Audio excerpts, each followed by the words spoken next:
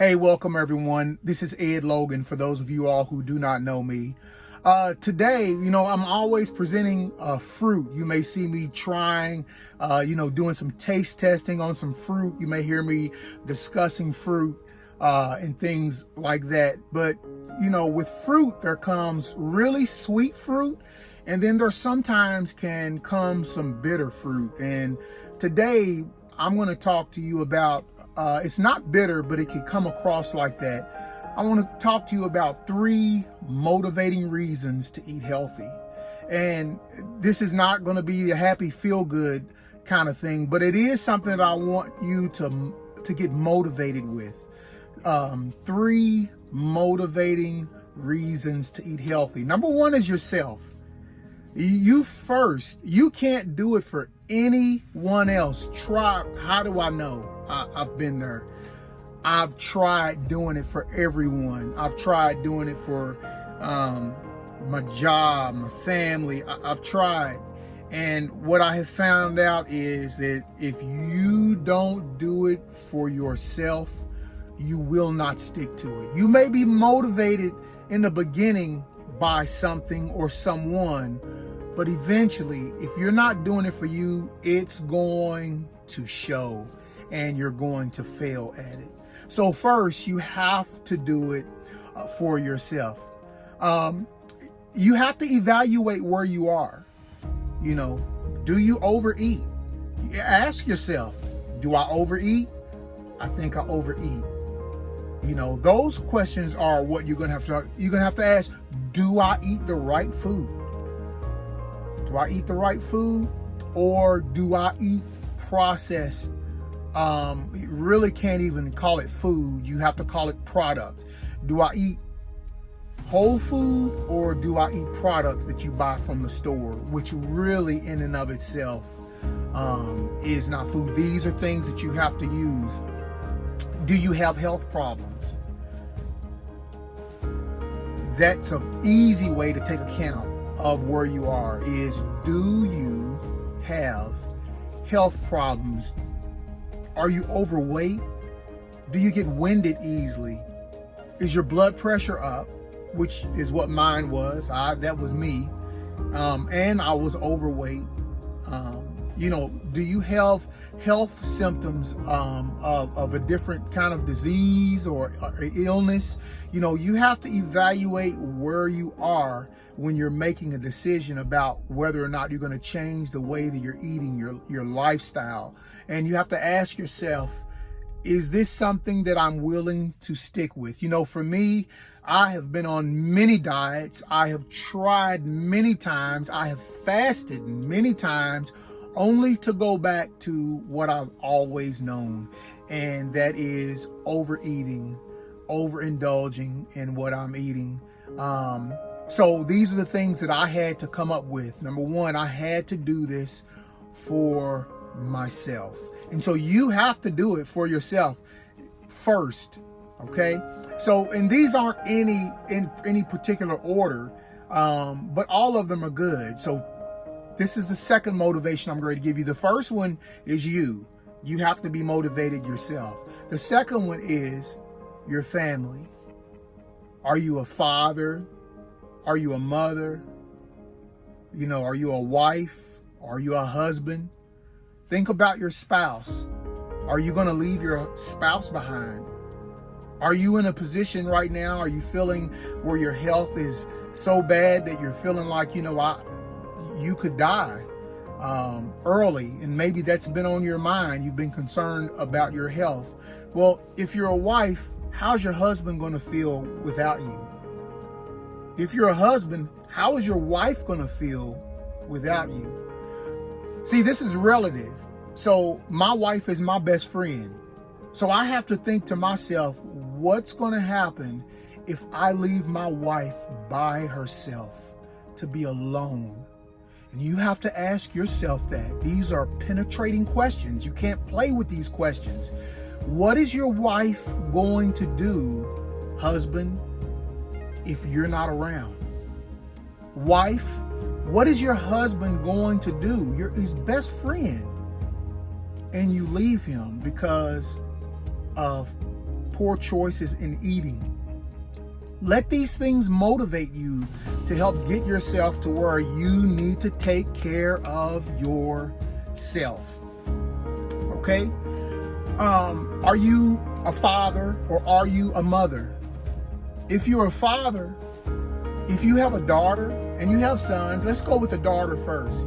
If you have a daughter, who is she going to get her affection from if you die? Because of our poor eating choices. Once again, I'm speaking to myself. These are things that I had to think about. These were my motivations. These were my why. And you have to have your own why. Who is your daughter going to get that affection from? Is she going to have to go find that affection from someone else? Mother, who is your son going to get that affection from if you don't take care of your body and you die? He's going to have to go get that affection from someone else. Dad, your sons, think about it. Who is going to teach your son how to be a man, how to be a respectful man, how to treat, who is he going to watch? He sees you treat your mother respectfully and he sees your love, hopefully, that you have for your wife, and he imitates that and he has that for his wife. How is he going to learn that if you're not around? Mom, that young lady that you have at home, if you have a daughter, how is your daughter going to know how to love her husband? How is she going to know how to, and I'm only saying this because this is how it used to be. How is she going to learn how to take care of the home for her husband? How's she going to learn how to do that if you're not around? And so that's why, number 2, the second motivation for you should be your family. You should make a point to be there through the good times and the bad times with your family. They're so important. But remember, you have to change yourself. You have to want to change yourself first. But if you're unwilling to do that, it's quite possible that you may leave your family, and your family may be devastated by your death. And your responsibilities of teaching your children, loving your wife, or loving your husband, they're going to be gone. And they're going to be lonely. Okay, number 3, and this isn't the last one. This just happens to be the third point. Okay, so I don't want you to think that this isn't important. It is important, but this is going to be the third point. How about your maker? Now, for those of you who don't know me, I am a Bible believer. I practice the Bible. So if these kind of things, if Bible things offend you, if faith in the Bible offends you, this may not be your channel. This may not be your group or your family that you may want to be a part of, because I'm gonna speak of my faith. So what about your maker, the mighty one of Israel? What about him? He's given you a vehicle to live in while you are here on this earth. Are you protecting, and are you taking care of your vehicle that he has put you in? He expects responsibility. Please don't think that he does not expect for you to be responsible with your body. I know that he expects for me to be, it's taken me 52 years to get it. So the older that I get, the closer that I know that I'm getting to the end of my life. And at some point, I'm going to have to give an account for what I have done. And I know for me, I've had a God in my stomach. And so since I've had a God in my stomach, it makes me examine myself even further when I start to think about the Most High and his expectation. You know, he tells us in Corinthians that anyone who destroys their temple, meaning their body, he says that he's going to destroy them. So he does expect for us to take care of our temples in order for him to dwell in. Okay, so let's ask ourselves a couple of questions. Are we defiling our bodies by what we are putting in to our bodies? Now, I'm not talking about all the other stuff that goes on. I'm speaking specifically about eating. I'm speaking specifically about health. Are we eating those things that are beneficial to our bodies, or are we just throwing things in our body because our stomach tells us? Okay, so there's two different types of things to put in your mouth. There is whole food. Whole food has life in it. It restores, it heals, provides energy for our bodies. The other thing is a product. It's something that's been processed, made by man. Things have been taken out of it. It's not the correct way that it came. It's in a box on a shelf. It lasts for years. The whole food only may last for a couple of days. Those are the things that we should be putting into our bodies to heal ourselves, to have long life.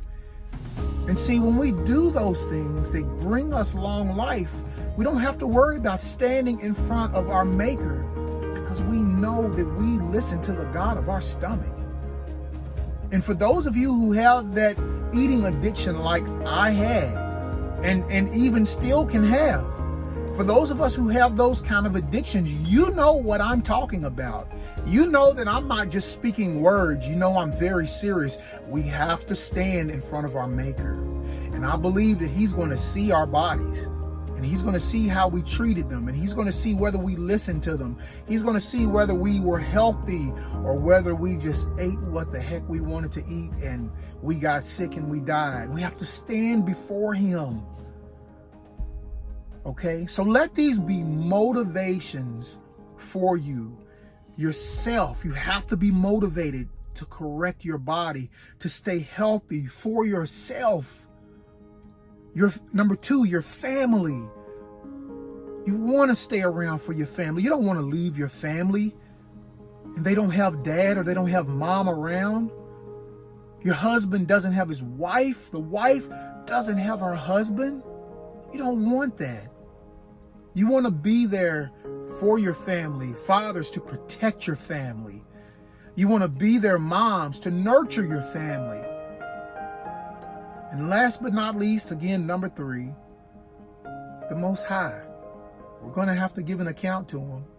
You're going to have to decide, am I going to do what is right? And am I going to eat those things that He created on the earth for me to eat? Or am I going to eat some man-made stuff that a man has processed and made and put chemicals in it so that I could be addicted to it, so that when I drive down the street, I get hungry, I'll pull right into McDonald's because I feel this hunger. You understand what I'm saying? The world is set up for us to do wrong, to eat unhealthily.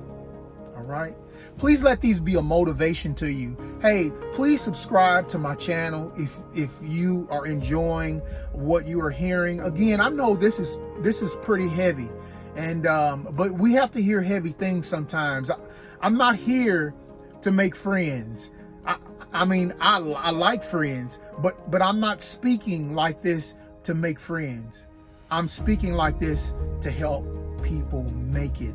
I'm speaking like this to help those fathers love their family, to help those fathers love themselves, and those wives to love their family, and those wives to love themselves.